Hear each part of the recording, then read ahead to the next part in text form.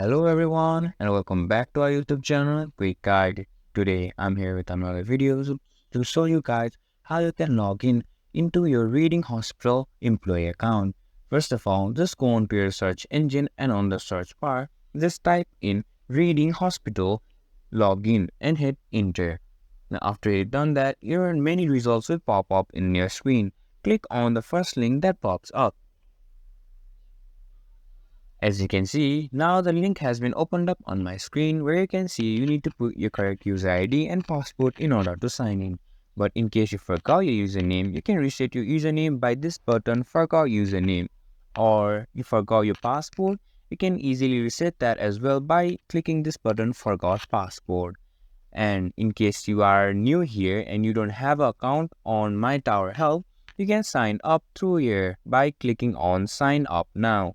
Now, after entering your correct username and correct password, and if you hit on sign in, then you'll be logged in into your MyTower Health account.